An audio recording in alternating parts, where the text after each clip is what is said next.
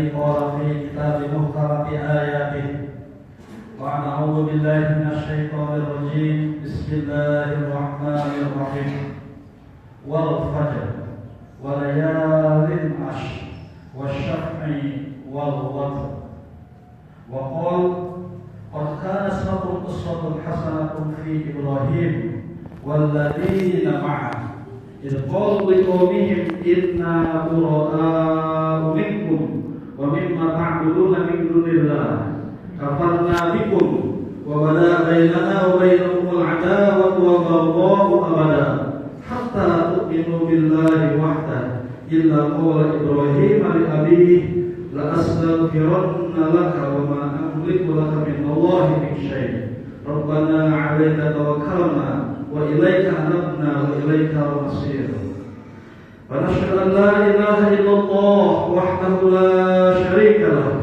حي موجود وحي معبود ونشهد أن محمدا عبده ورسوله المبعوث رحمة للعالمين وعلى آله وأصحابه وأزواجه وذرياته ومن تبعه بالهدى إلى يوم القيامة ثم وبعد فيا عباد الله أوصيني وإياكم بتقوى الله وطاعته فقد فاز المتقون حيث كما قال الله سبحانه وتعالى أعوذ بالله من الشيطان الرجيم يا أيها الذين آمنوا اتقوا الله حق تقاته ولا تموتن إلا وأنتم مسلمون وقال عليه الصلاة والسلام اتق الله حيثما كنت واجبر السيئة الحسنة تمحوها وخالق الناس بخلق حسن كما قال رسول صلى الله عليه وسلم.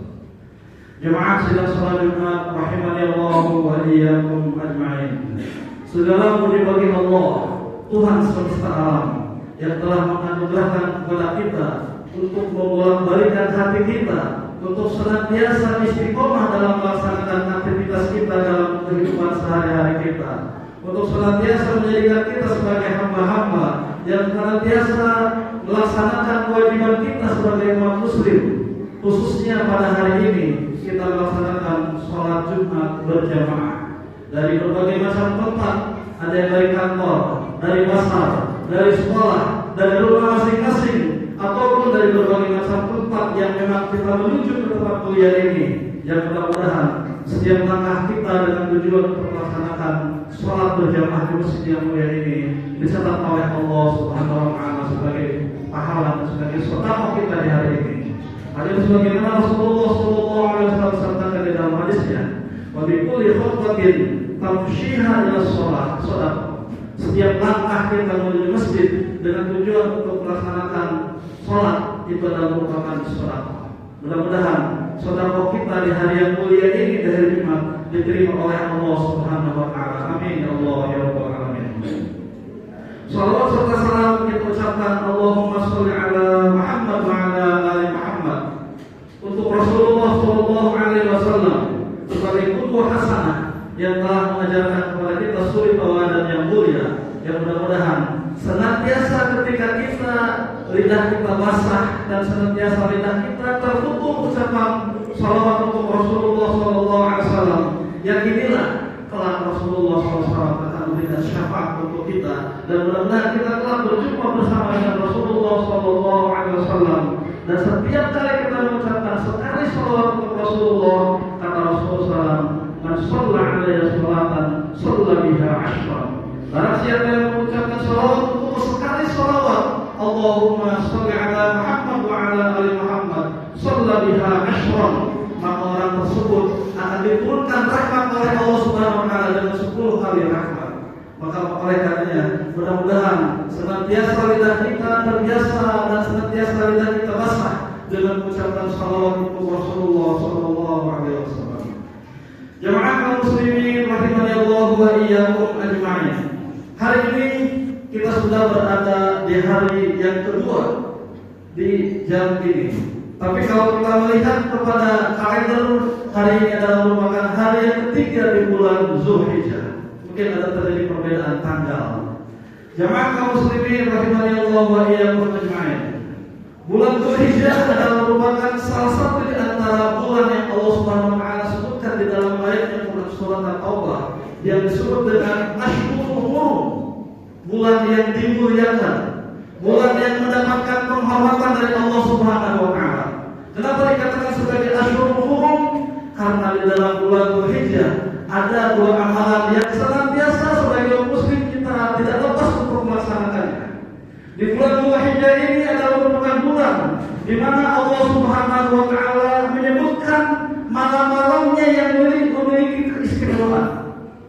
Allah Subhanahu wa taala berfirman di dalam Quran surat Al-Fajr yang insyaallah kita pasti hafal ayatnya. A'udzubillahi minasyaitonir rajim. Wal fajr wa layalin 'ashr wasyaf'i wal watr. Wal fajr, demi waktu subuh atau demi waktu fajar. Wa layalin 'ashr, dan demi malam-malam 10 di bulan tersebut, dari tanggal 1 sampai tanggal 10 di bulan-bulan tersebut. Imam Al-Qurtubi menyatakan di dalam kitab tafsirnya bahwa itu adalah merupakan malam-malam di bulan Dzulhijjah ini. Kita yang berada di dalamnya pada bulan ini, pada tahun ini, Allah menyatakan dengan kalimatnya walayalin 'ashr, dan pada malam-malam ke-10 di bulan Dzulhijjah, dari tanggal 1 sampai tanggal 10 nanti di bulan Dzulhijjah ini. Wasyaf'i wal watr, dan demi hari tarwiyah, wal watr, dan demi hari Arafah. Sebagian mufassir mengatakan wasyaf'i wal watr diterjemahkan dengan hari tarwiyah dan hari Arafah, yang insyaallah kita akan berada di dalamnya di hari-hari kemudian setelah di tanggal 2 di bulan Dzulhijjah ini. Jamaah kaum muslimin rahimani Allah wa iyyakum ajma'in. Bulan Dzulhijjah adalah merupakan salah satu di antara bulan yang dimuliakan oleh Allah Subhanahu wa taala, karena ada dua amalan yang dicontohkan oleh Nabi Allah Ibrahim alaihissalam terhadap kita sebagai umatnya yang mengikuti kepada ajaran umat Rasulullah sallallahu alaihi wasallam. Dalam istilah ilmu ushul fiqh ada istilah yang disebut dengan syar'u ma qablana, syariat Islam yang diajarkan oleh Rasulullah sallallahu alaihi wasallam, dan ajaran tersebut diajarkan oleh Allah kepada umat-umat sebelum umat Rasulullah sallallahu alaihi wasallam. Salah satu di antaranya adalah umat yang diajarkan oleh umatnya Nabi Allah Ibrahim alaihissalam, yang kemudian itu dijadikan sebagai syariat juga untuk umat Rasulullah sallallahu alaihi wasallam. Salah satu di antaranya dua amalan ibadah yang dilaksanakan oleh Nabi Allah Ibrahim alaihissalam, yang kemudian juga diajarkan oleh Rasulullah SAW, dan kita sebagai pengikutnya mengikuti ajaran seperti yang diajarkan oleh Nabi Allah Ibrahim alaihissalam. Dan itu terjadi pada bulan ini, yaitu bulan Dzulhijjah. Apa itu? Yang pertama adalah kita bagi yang mampu untuk melaksanakan ibadah haji, maka mereka melaksanakan ibadah haji. Saudara kita yang memang dipanggil oleh Allah Subhanahu wa taala untuk berangkat ibadah haji, alhamdulillahirabbil alamin. Kita doakan mudah-mudahan mereka berhaji dalam keadaan selamat dan mereka bisa pulang kembali dengan membawa haji yang mabrur. Bagi mereka yang sudah berhaji, mudah-mudahan selalu istiqomah dalam melaksanakan kehajiannya. Dan bagi kita yang belum bisa berhaji, mudah-mudahan diberikan oleh Allah Subhanahu wa taala untuk bisa melaksanakan dan menyempurnakan rukun Islam kita yang kelima, yaitu melaksanakan ibadah haji bagi yang mereka yang mampu untuk melaksanakannya.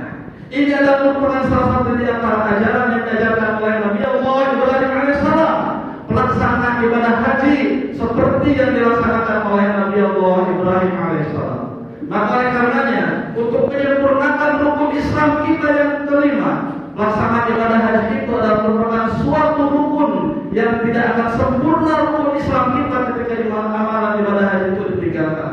Sampai jamaah kaum muslimin rahimani Allah wa iyyakum ajma'in, jangan sampai ada di dalam hati kita untuk tidak ada keinginan sedikit pun untuk melaksanakan ibadah haji atau menyempurnakan rukun Islam yang kelima. Rasulullah SAW menyatakan dalam sabdanya, barang siapa yang meninggal dalam keadaan tidak menyempurnakan rukun Islam yang melaksanakan ibadah haji, barang siapa yang tidak ada keinginan di dalam dirinya, di dalam hatinya untuk bisa melaksanakan ibadah haji, atau tidak ada niat sama sekali untuk bisa melaksanakan ibadah haji, kata Rasulullah SAW, famata ala mautatil jahiliyah, maka maka bisa jadi orang tersebut meninggal dalam keadaan jahiliyah. Na'udzubillah, na'udzubillah. Minimal ada di dalam hati kita niat untuk mudah-mudahan Allah memberikan keberkahan kita untuk bisa melaksanakan ibadah haji. Minimal bagi mereka yang mampu untuk bisa melaksanakan ibadah haji adalah dengan menabung untuk persiapan berangkat ibadah haji. Kalaupun memang tidak mampu untuk bisa menabung karena ada kebutuhan makan konsumsi sehari-hari, minimal ada di dalam hati kita niat untuk bisa melaksanakan ibadah haji. Kalau sama sekali tidak ada niat kita untuk bisa melaksanakan ibadah haji, tidak ada niat kita untuk ingin melaksanakan ibadah haji, jangan sampai kita meninggal na'udzubillah dalam keadaan jahiliyah. Jemaah kaum muslimin yang rahimani Allah wa iyyakum ajma'in. Yang kedua adalah amalan ibadah yang diajarkan oleh Nabi Allah Ibrahim alaihissalam tentang di bulan Dzulhijjah ini adalah Allah Subhanahu wa taala berfirman di dalam Quran surat Al-Ghusar, "Fasholli li rabbika wanhar." Maka salatlah kamu karena Tuhanmu, wanhar, dan berkurbanlah. Imam Abu Hanifah mengatakan hukum berkurban ini adalah wajib. Sampai-sampai di dalam mazhabnya mengatakan menurut mazhab Imam Abu Hanifah, bagi mereka yang memang mampu untuk tidak mau melaksanakan kurban, bagi mereka yang mampu kemudian tidak mau melaksanakan kurban, maka kesempurnaan Islamnya itu perlu dipertanyakan. Kemudian karena sakitnya wajibnya berkurban menurut mazhab Hanafi, bagi mereka yang tidak mampu, maka dia diperbolehkan untuk berhutang terlebih dahulu. Berhutang untuk supaya dia bisa mampu berkurban. Ketika dia berkurban, setelah berkurban kemudian dibayar hutangnya. Saking wajibnya melaksanakan kurban menurut mazhab Imam Hanafi. Walaupun menurut tiga mazhab yang lainnya, Syafi'i, Maliki dengan Hambali, hukum berkurban adalah merupakan sunnah muakkadah. Kenapa mazhab Hanafi mengatakan hukum berkurban itu adalah wajib? Karena sesuai dengan firman Allah Subhanahu wa taala, "Fasholli li rabbika wanhar." Maka sholatlah engkau karena Tuhanmu sholat berjamaah. Wanhar, dan berkurbanlah. Ini adalah merupakan suatu perintah di dalam ayat Al-Quran.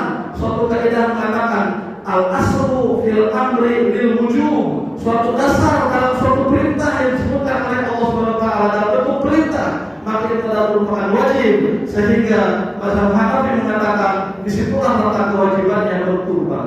Namun bagi mereka yang bermazhab kepada Syafi'i, Hambali dengan Maliki, berkurban itu adalah merupakan sunnah. Karena Rasulullah SAW ketika itu menyatakan, aku berkurban untuk hewan-hewanku dan aku tidak mewajibkan kepada umat-umatku. Sehingga dengan kata-kata aku tidak mewajibkan, itu menjadikan dasar menurut mazhab yang tiga bahwa berkurban hukumnya adalah sunnah, maka sunnah yang sangat dianjurkan. Jemaah kaum muslimin rahimani Allah wa iyyakum ajma'in. Kita sekarang berada di bulan yang dimuliakan oleh Allah Subhanahu wa taala.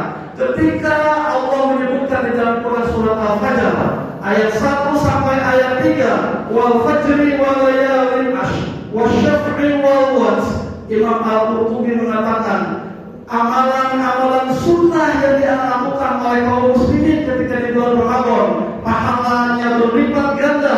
Semua aktivitas-aktivitasnya itu dikalkulasikan dengan bilangan dan jumlah yang lebih besar. Begitu juga ketika di bulan Dzulhijjah ini, di tanggal 1 sampai tanggal yang ke-10, sampai Rasulullah SAW mengatakan di dalam sabdanya, "A'udzubillahi minasyaitonir rajim. 'An Ibnu Abbas radhiyallahu anhu qala Rasulullah sallallahu alaihi wasallam, ma min ayyamin afdalu ma min ayyamin al-'amalu shalih